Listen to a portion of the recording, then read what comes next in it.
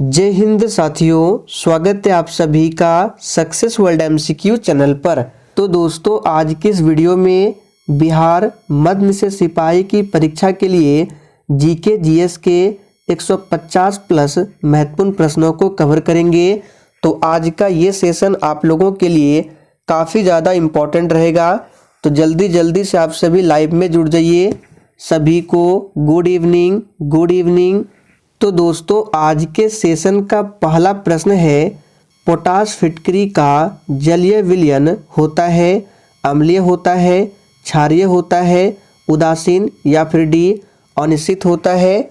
और देखिए दोस्तों, अगर आपको इन सेट में पहले से किसी भी प्रश्न का आंसर आता है तो आंसर करने के लिए आप लोगों को नीचे लाइव चैट का ऑप्शन मिलता है, इसलिए प्रत्येक स्टूडेंट को लाइव चैट में आंसर बताना है।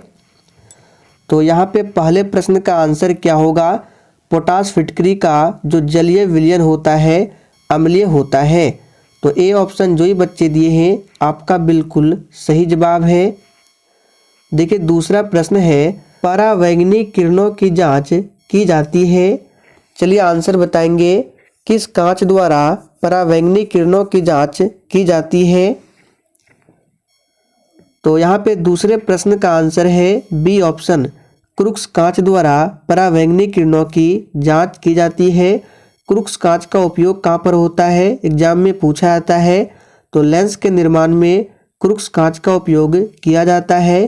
पायरेक्स कांच का उपयोग कहाँ होता है?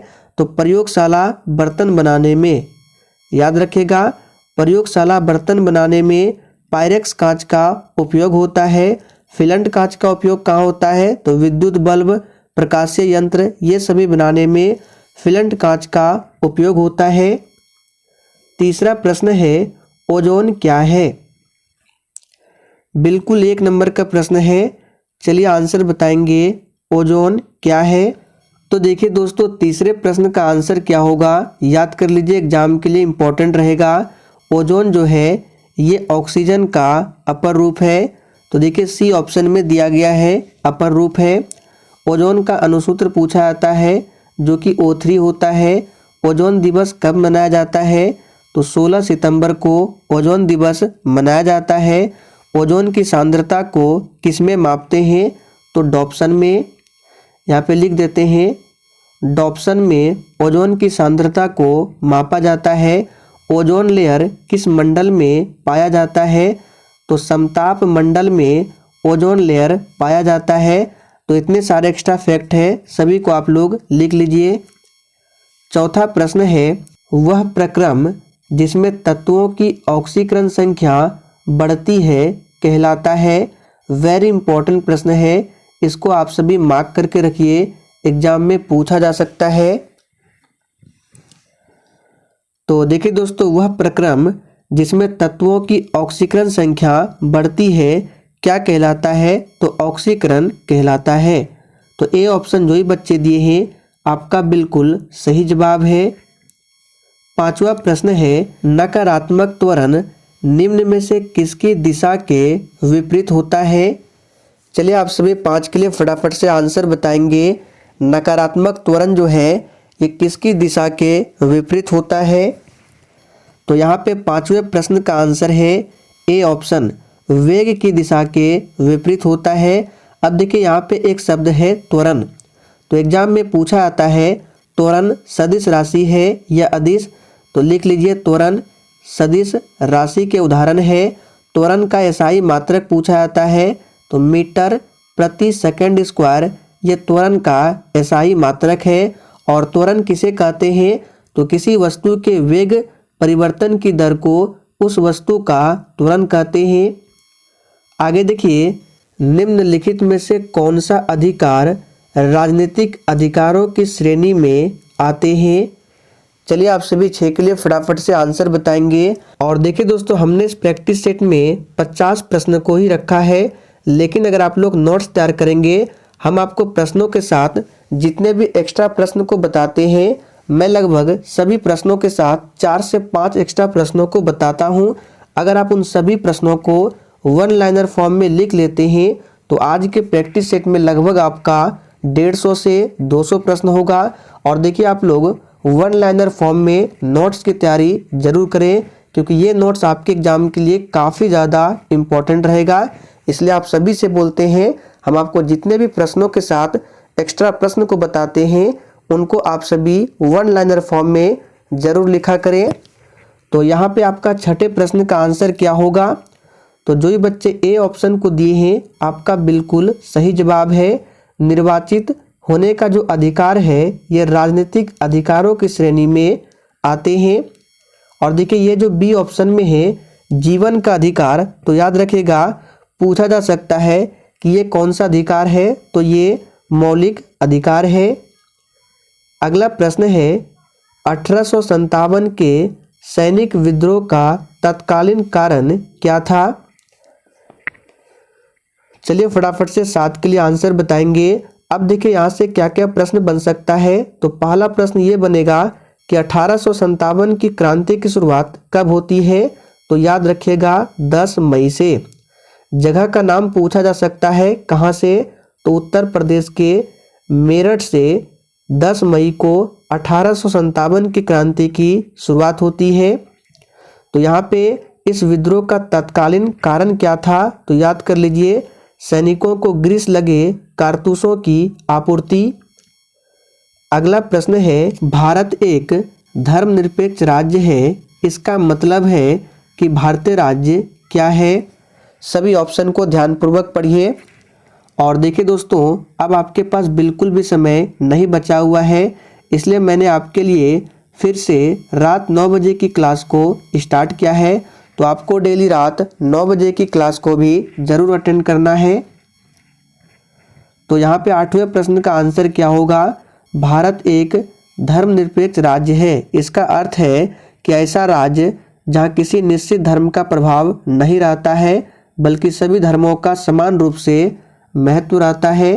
तो सही आंसर है किसी निश्चित धर्म का समर्थन नहीं करता। अगला प्रश्न है भारत में शंकुधारी वन कहाँ पाए जाते हैं? चलिए 9 के लिए आंसर बताएंगे।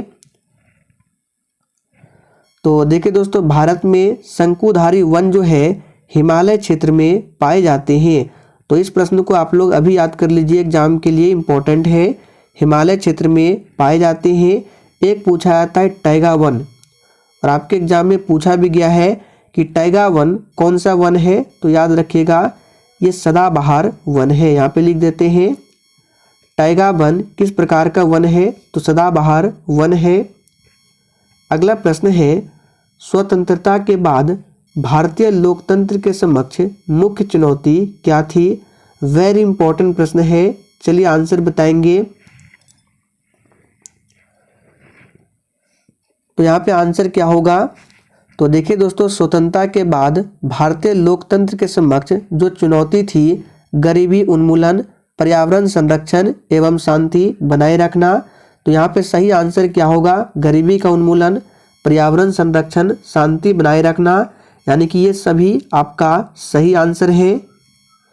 अगला प्रश्न है दक्षिण अफ्रीका की मुद्रा का नाम क्या है?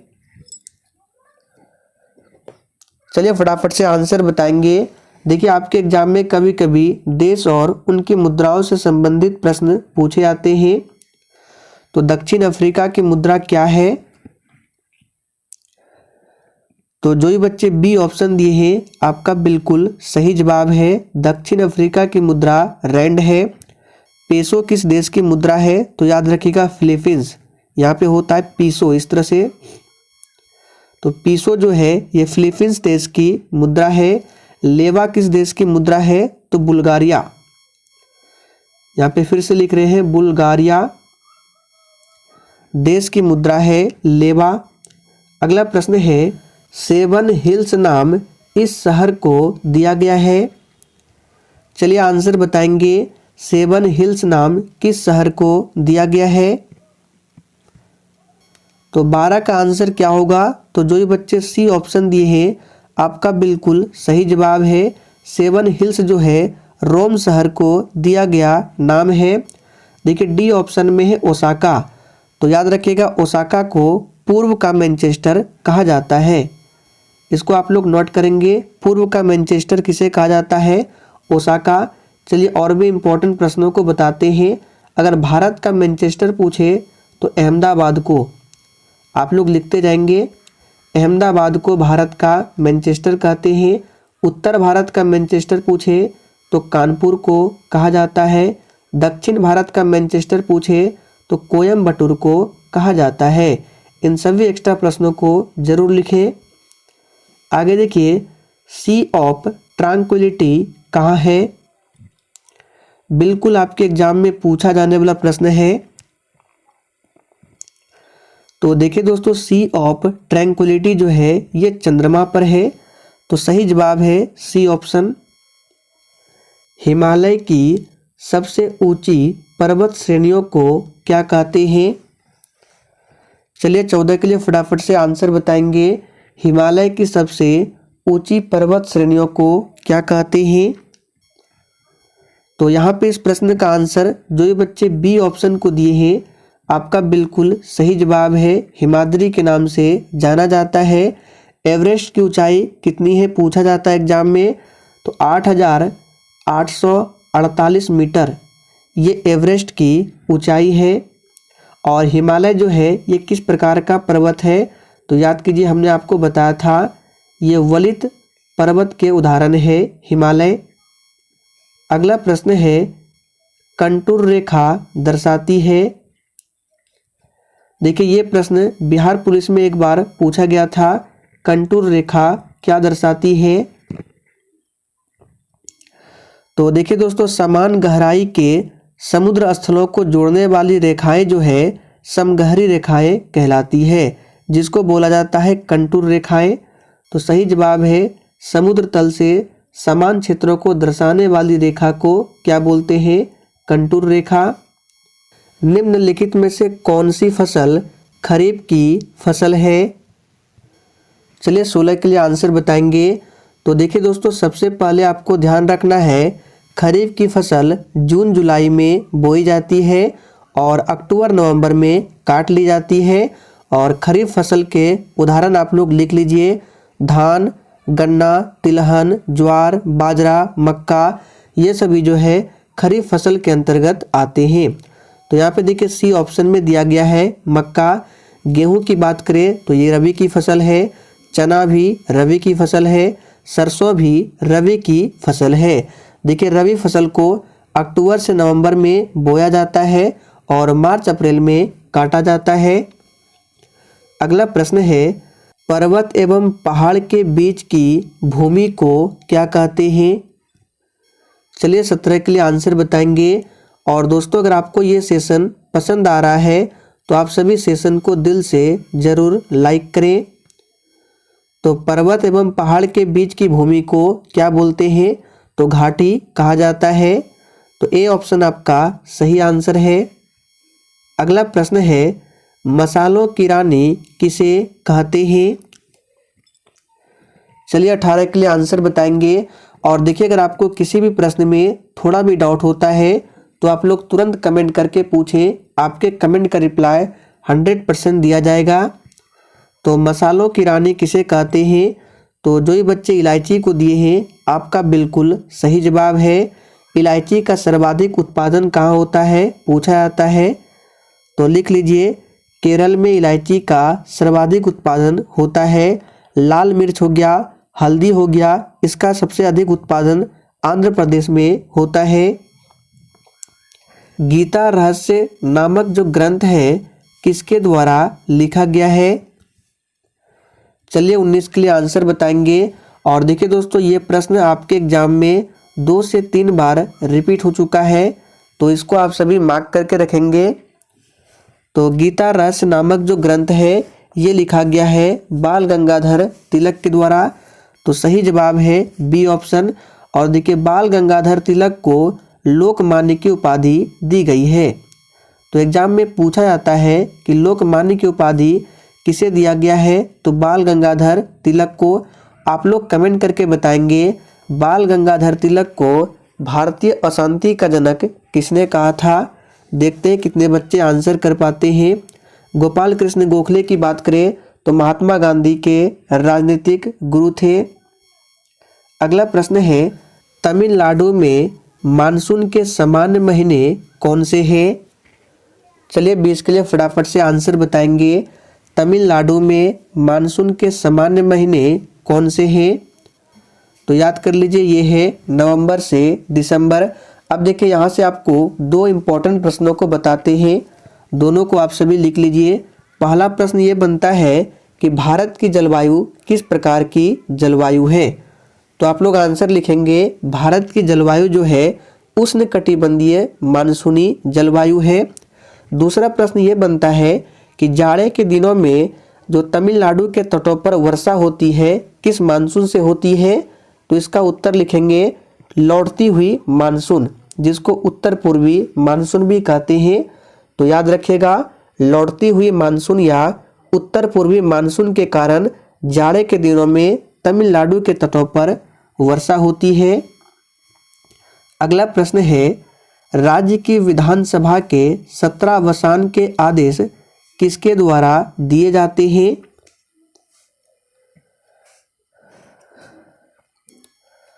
तो देखिए दोस्तों, राज्य की विधानसभा के 17 अवसान के आदेश जो है राज्यपाल द्वारा दिए जाते हैं। तो सही आंसर है ए ऑप्शन, राज्यपाल। राज्यपाल की नियुक्ति कौन करते हैं? आप लोग थोड़ा सा कमेंट करके बताएंगे। और देखिए दोस्तों, राज्यपाल द्वारा विधानसभा को भंग किया जा सकता है, तो इस पॉइंट को आप लोग जरूर मार्क करेंगे, राज्यपाल द्वारा विधानसभा को भंग किया जा सकता है। तैमूर लंग ने किस वर्ष में भारत पर आक्रमण किया था? चलिए 22 के लिए आंसर बताएंगे। तो देखिए दोस्तों, तैमूर लंग ने 1398 ईस्वी में भारत पर आक्रमण किया था। तो सही जवाब है बी ऑप्शन। और तैमूर लंग जो है बाबर के पूर्वज थे। अगला प्रश्न है, ग्वालियर राज्य की स्थापना किसने किया था? चलिए फटाफट से आंसर बताएंगे। और देखिए, आप सभी डेली क्लास को अटेंड करेंगे, तो यहाँ पे आंसर क्या होगा, ग्वालियर राज्य की स्थापना किसने किया था? तो सही आंसर है जीवाजी राव सिंधिया के द्वारा ग्वालियर राज्य की स्थापना होती है। अगला प्रश्न है, सुएज नहर जोड़ती है? चलिए फटाफट से आंसर बताएंगे और प्रत्येक स्टूडेंट को आंसर बताना है, तभी आपका प्रॉपर तरीके से रिवीजन होगा। और सेशन के लास्ट में आप सभी को अपना अपना स्कोर कमेंट करके जरूर बताना है। तो इस प्रश्न को हमने आपको काफ़ी बार बताया है। सुएज नहर जो है लाल सागर और भूमध्य सागर को जोड़ती है। तो सही आंसर है ए ऑप्शन, कैरेबियन सागर और प्रशांत महासागर को कौन जोड़ता है? तो याद रखिएगा पनामा नहर। लिख लीजिए, पनामा नहर कैरेबियन सागर और प्रशांत महासागर को जोड़ता है। उत्तरी सागर और बाल्टिक सागर को कौन जोड़ता है? तो कील नहर। कील नहर उत्तरी सागर और बाल्टिक सागर को एक दूसरे से जोड़ता है। निम्नलिखित में से कौन से दो क्षेत्र भारत के प्रमुख जैव विविधता स्थल है? चलिए 25 के लिए आंसर बताएंगे। तो देखिए दोस्तों, सबसे पहले आप लोग जैव विविधता का मतलब क्या होता है ये समझ लीजिए। तो देखिए, किसी प्राकृतिक प्रदेश में पाई जाने वाली जंगली तथा पालतू जीव जंतुओं एवं पादपों की प्रजाति की जो अधिकता होती है उसी को जैव विविधता कहा जाता है। जैव विविधता से संबंधित प्रश्न बनता है कि जैव विविधता शब्द का प्रयोग सबसे पहले किसने किया था? तो WG रोजेन। आप लोग नाम लिख लेंगे, एग्जाम के लिए इंपॉर्टेंट रहेगा। WG रोजेन ने जैव विविधता शब्द का प्रयोग पहली बार 1985 में किया था। तो यहाँ पे 25 का आंसर क्या हो जाएगा? पश्चिमी घाट एवं पूर्वी हिमालय, इसको याद रखिए। इनमें से किस नदी के भाग को 1988 में राष्ट्रीय जलमार्ग 2 घोषित किया गया था? तो देखिए दोस्तों, ब्रह्मपुत्र नदी के भाग को 1988 में राष्ट्रीय जलमार्ग 2 घोषित किया गया था। तो सही जवाब है डी ऑप्शन, ब्रह्मपुत्र नदी। गंगा नदी भारत की सबसे लंबी नदी है, कुल लंबाई की बात करें तो 2525 किलोमीटर गंगा नदी की कुल लंबाई है। भारत में पेट्रोलियम का अग्रणी उत्पादक राज्य कौन है? चलिए 27 के लिए फटाफट से आंसर बताएंगे। भारत में पेट्रोलियम का अग्रणी उत्पादक राज्य कौन है? तो यहाँ पे ध्यान दीजिए, अग्रणी उत्पादक राज्य बताना है, असम नहीं होगा। यहाँ पे आंसर क्या होगा? गुजरात। भारत में पेट्रोलियम का अग्रणी उत्पादक राज्य गुजरात है। गुजरात में और क्या क्या होता है? तो कपास, तंबाकू, मूंगफली, इन सभी का उत्पादन करने में सबसे अग्रणी राज्य गुजरात है। और देखिए दोस्तों, गुजरात का सबसे महत्वपूर्ण उद्योग भी पूछा जाता है, जो कि सूती वस्त्र उद्योग है। तो याद रखिएगा, गुजरात का सबसे महत्वपूर्ण उद्योग कौन सा है? सूती वस्त्र उद्योग है। गांधी सागर बांध निम्नलिखित में से किस एक का भाग है? तो पहले भी हमने इस प्रश्न को बताया है, गांधी सागर बांध जो है ये किस एक का भाग है? तो याद रखिएगा, चंबल परियोजना का एक भाग है। अब देखिए यहाँ पे है चंबल परियोजना, तो पूछा जा सकता है ये किस नदी पर है? तो चंबल परियोजना चंबल नदी पर है। कोसी परियोजना कोसी नदी पर है, और कोसी नदी को बिहार का शोक कहा जाता है। दामोदर घाटी परियोजना ये दामोदर नदी पर है, और दामोदर नदी को बंगाल का शोक कहा जाता है। भाखड़ा नांगल परियोजना की बात करें तो ये सतलज नदी पर है। अगला प्रश्न है, संयुक्त राष्ट्र विश्वविद्यालय कहाँ स्थित है?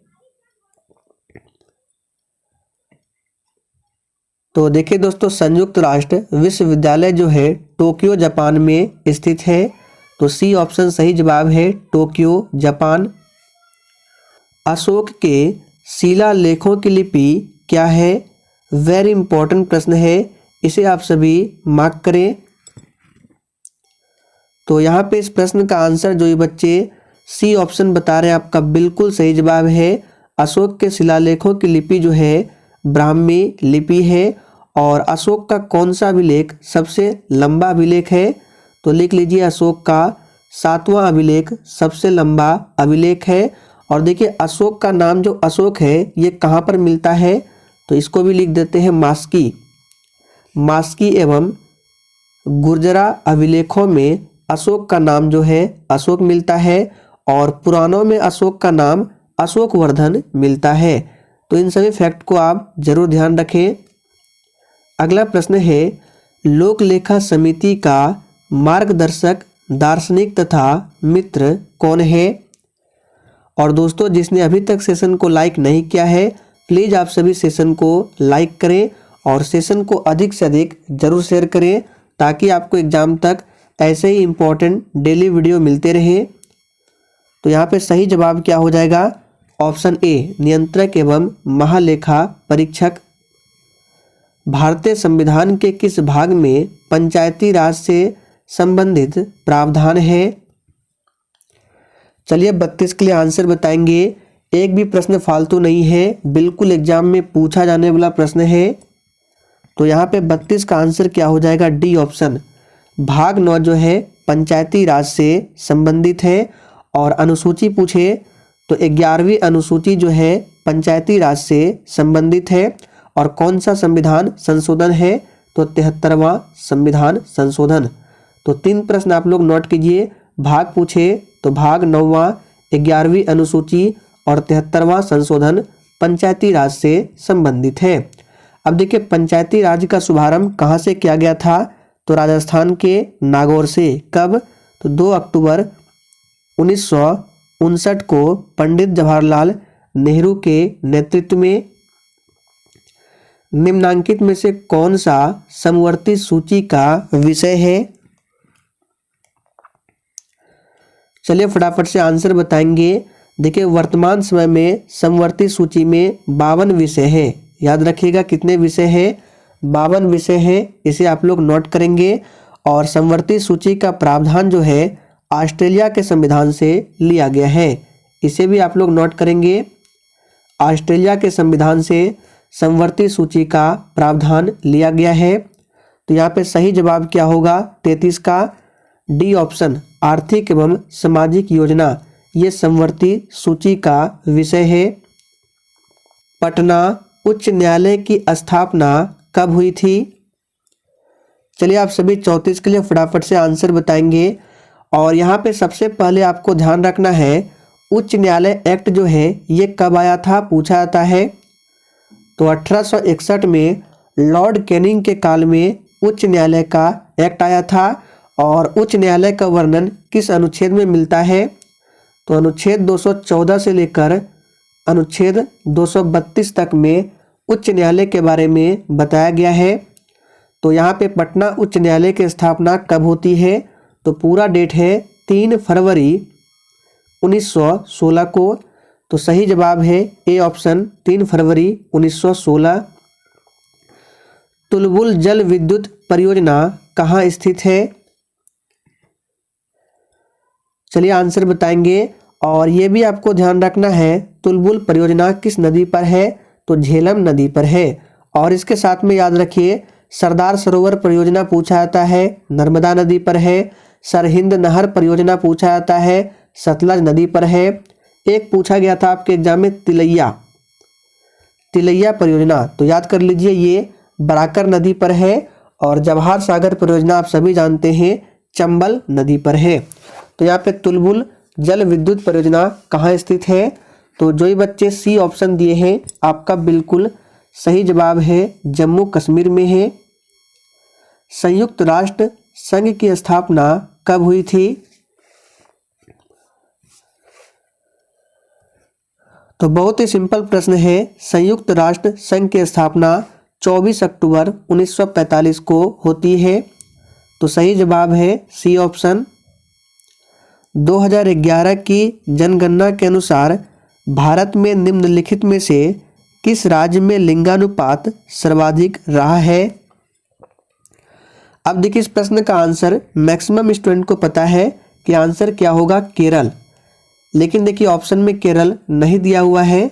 चलिए अब आप लोग आंसर बताइए इसका आंसर क्या होगा। तो कुछ बच्चे सही आंसर बताए हैं। इसका सही जवाब है तमिलनाडु।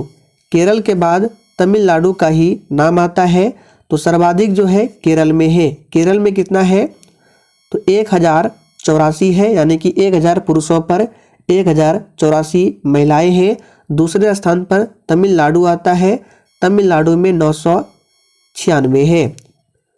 चलिए आगे बढ़ते हैं। प्रसिद्ध बांग्ला उपन्यास पाथेर पंचाली के लेखक कौन है? तो यहाँ पे 37 का आंसर क्या होगा? तमिलनाडु। केरल ऑप्शन में नहीं है। तो प्रसिद्ध बांग्ला उपन्यास है पाथेर पंचाली। लेखक कौन है? तो सही जवाब है विभूति भूषण बंदोपाध्याय। भारतीय राष्ट्रीय कांग्रेस की पहली महिला अध्यक्ष का नाम क्या है? और देखिए सेशन के लास्ट में आप सभी को अपना अपना स्कोर कमेंट करके जरूर बताना है। मैं सभी के स्कोर को चेक करने वाला हूं। तो भारतीय राष्ट्रीय कांग्रेस की स्थापना कब होती है? लिख लीजिए 28 दिसंबर 1885 को। किसके समय में? तो लॉर्ड डफरिन के शासन काल में हुआ था। और किसने किया था? तो A.O. ह्यूम ने किया था। और भारतीय राष्ट्रीय कांग्रेस की पहली महिला अध्यक्ष का नाम पूछे तो ये एनी बेसेंट है। एनी बेसेंट ने किस अधिवेशन की अध्यक्षता की थी ये भी पूछा जा सकता है। तो याद रखिएगा इन्होंने 1917 के कलकत्ता अधिवेशन की अध्यक्षता की थी। और भारतीय राष्ट्रीय कांग्रेस की पहली भारतीय महिला पूछे तो ये है सरोजनी नायडू। तो दोनों को आपको जरूर ध्यान रखना है। टकला मकान मरुस्थल किस देश में स्थित है? ये प्रश्न बिहार पुलिस में पूछा हुआ प्रश्न है। इसको भी आप लोग इम्पोर्टेंट मानेंगे। टकला मकान मरुस्थल किस देश में है? तो याद रखिएगा ये है चाइना में। कहाँ है? चाइना में है। इंडिया डिवाइडेड पुस्तक के लेखक कौन है? चलिए 41 के लिए आंसर बताएंगे। और देखिए हम आपको यहाँ से 4 से 5 इम्पोर्टेंट पुस्तक को बताते हैं जो कि एग्जाम में पूछे जा सकते हैं। तो उन सभी को आप लोग लिख लीजिए। तो लिख लीजिए आनंद मठ आनंद मठ पूछा जाता है, लेखक कौन है? बंकिम चंद्र चटर्जी। दूसरा है डिस्कवरी ऑफ इंडिया, लेखक है Pandit Jawaharlal Nehru. My experiment with truth, ये भी पूछा जाता है, महात्मा गांधी है। Indian philosophy, doctor S Radhakrishnan. India wins freedom पूछा जाता है, अबुल कलाम आज़ाद। और लास्ट में एक लिख लीजिए प्रिजन डायरी, ये आपके एग्जाम के लिए इम्पोर्टेंट रहेगा। प्रिजन डायरी, इस पुस्तक के लेखक है जयप्रकाश नारायण। तो यहाँ पे इसका सही जवाब क्या होगा? B option, Rajendra Prasad. Africa में विक्टोरिया जलप्रपात किस नदी पर स्थित है? तो देखिए दोस्तों, अफ्रीका में जो विक्टोरिया जलप्रपात है ये किस नदी पर है? तो जोम्बेजी नदी पर है। बिल्कुल सही आंसर दिए हैं। नील नदी विश्व की सबसे लंबी नदी है। भारत की कोर सेक्टर इंडस्ट्रीज में निम्नलिखित में से क्या शामिल नहीं है? चलिए 43 के लिए फटाफट से आंसर बताइए। और देखिए दोस्तों, इसके साथ साथ अगर आप लोग daily topic wise GK GS की क्लास करना चाहते हैं तो आपको मेरे दूसरे चैनल पर जाना होगा। उस चैनल का नाम है दिवाकर स्टडी IQ। उसका लिंक आपको इसी वीडियो के डिस्क्रिप्शन बॉक्स में मिल जाएगा। उस चैनल पर डेली शाम 4 बजे टॉपिक वाइज जीके जीएस की क्लास चलती है। तो यहाँ पे इसका आंसर क्या हो जाएगा? 43 का सी ऑप्शन। भारत की कोर सेक्टर इंडस्ट्रीज में चीनी शामिल नहीं है। निम्नलिखित में से कौन सी जनजाति नागालैंड से संबंधित है?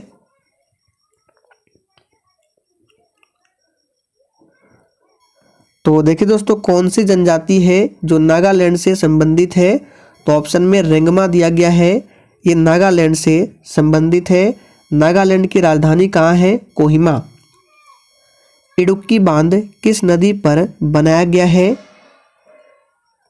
चलिए 45 के लिए आंसर बताएंगे। ये प्रश्न बिहार पुलिस और मध्य निषेध सिपाही में अब तक 2 से 3 बार पूछा जा चुका है। तो इडुक्की बांध जो है ये पेरियार नदी पर है और राज्य पूछे तो केरल में है। और महानदी की बात करें तो महानदी पर कौन सा बांध है? हीराकुंड बांध।